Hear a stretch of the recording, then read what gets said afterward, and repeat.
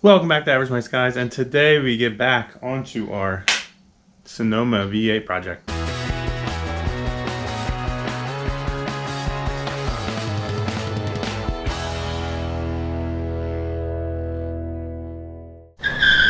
Welcome back, guys. Like I said, today we're going to get back on our Sonoma V8 project, but first I wanted to give a huge thank you to all the subscribers that got us to that 500 mark. We're actually at 511 right now, which again, it's a small feat, but it's huge for us. We're really working towards a good YouTube channel with a lot of subscribers.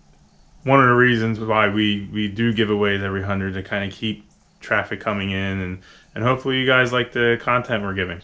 So if you missed the last video, I'm going to post this right now. This is what you're going to be receiving if you win this contest. And again, to win the contest, all you have to do is make sure you subscribe and you comment below anything you want. Comment on the truck, comment on our channel. That will get you entered to win the giveaway. And the next video, or a week from now, I'm not sure, there'll be a video on Friday, or there'll definitely be a video by next week. We will randomly pick from the comment section below a winner for the door trim removal that I showed you earlier. So right now it is bittersweet though, because I had a lot of content on this truck. We got a lot of work done, but I lost a lot of the video. Those who've done YouTube or worked with video before, I work with hundreds of gigs, literally hundreds of gigs of movie clips. And because of that, I had to shift things around, because obviously your hard drive is only so big. And when I did that, I lost the original beginning footage of this truck. So we'll go over real quick what I did, and then we'll continue. We'll pick up a video after that. So we started off, we were able to get the pickle fork from the last video. We were able to get the pickle fork, get both upper and lower ball joints off of the knuckle, and then with this cutting wheel that you can see is broken, we broke a couple of these. We were able to cut out the rivets and actually use the air hammer at some point.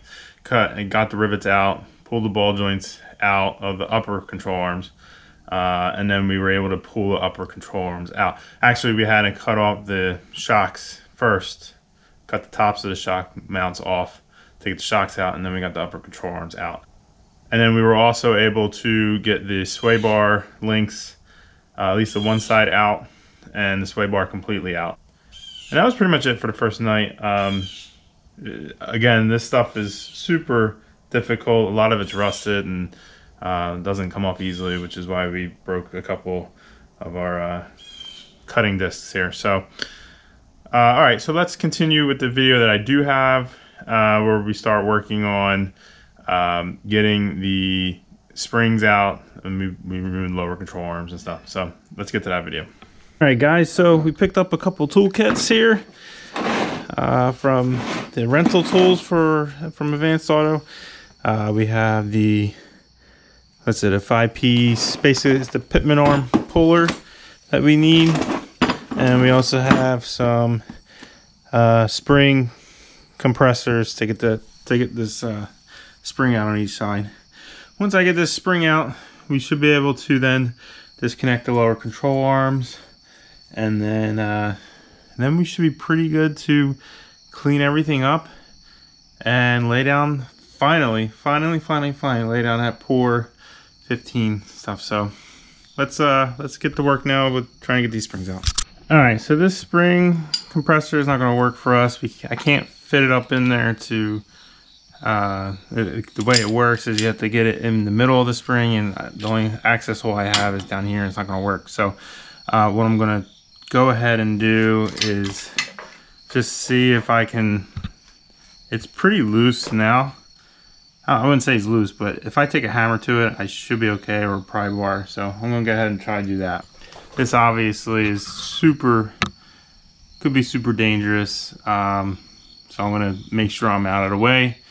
And if anywhere it's going to shoot that way. So let's give it a whirl, see what happens.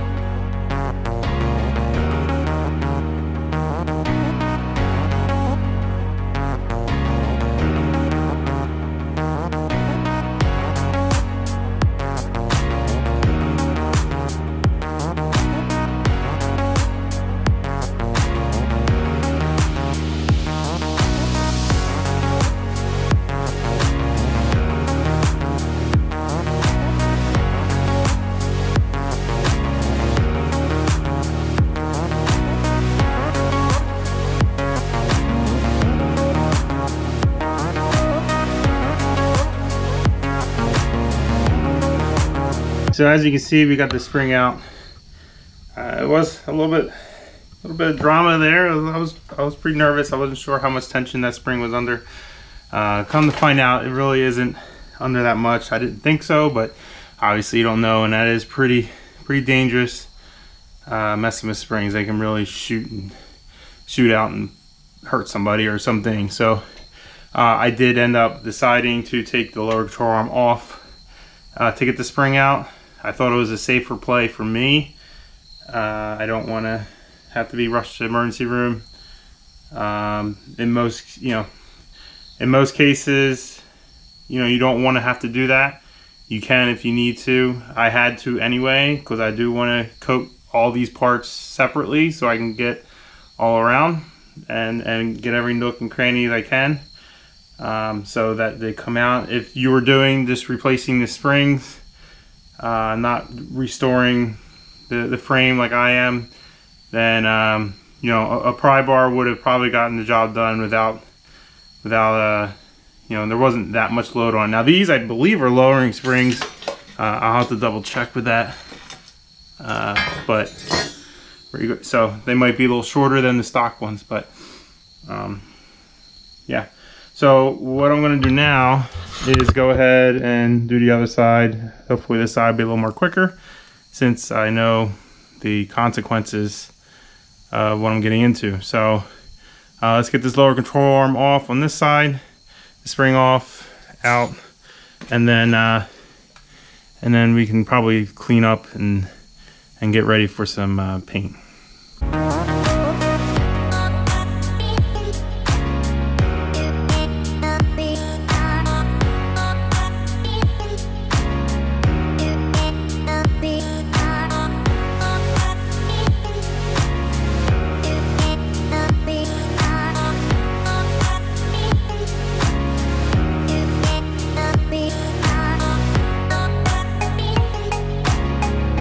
Alright guys, and there you have it. Everything, we're pretty much ready to do its final cleaning, and then put the Pour 15 on, paint all this. It'll look like new. Here's all the parts for this side. As you can see, we have the caliper, upper control arm. Here's the lower control arm. I still have to get this sway bar link out, but I need some more cutting discs for the grinder. So that's all on that side. And this other side, I have the same over here. You gotta clean those all up, and then here's the new parts for all the sway bar, or the sway bar end links, upper and lower ball joints. It's coming together. I can't wait to actually put this back together rather than ripping it apart. One thing that I noticed that I'm going to post to Instagram tonight actually is I know that this truck is lowered. I don't know how much it's lowered. I don't know how well you guys can see, but you gotta slide it out here. I'm going to pose this question to all you S10 guys, Sonoma guys. I know the truck's lowered. I don't know how much it's lowered, but I thought all the original parts were in the back of the truck, which is where I pulled this knuckle out of. Now this, I would believe, this didn't come off the truck. This is in the back of the truck. As you can tell, it's got some rust on it from sitting back there, but this here would be where the lower and upper control arms mount.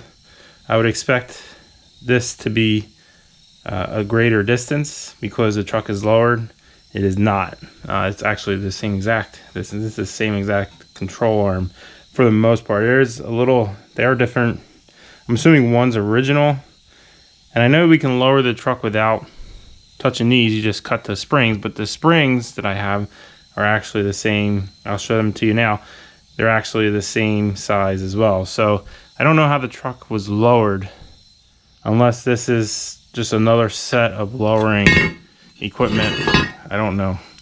So let's slide this back here. I'm going to pose that question to Instagram and see what you guys can come up with. If if you want, please comment below.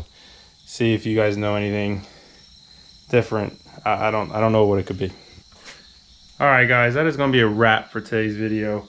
I know we didn't get as much done as I would have liked. I would have liked to have been completely painted. The next video going into actually rebuildings, but there's been a lot of knuckle busting, cutting, cursing, working on these older cars, especially this one.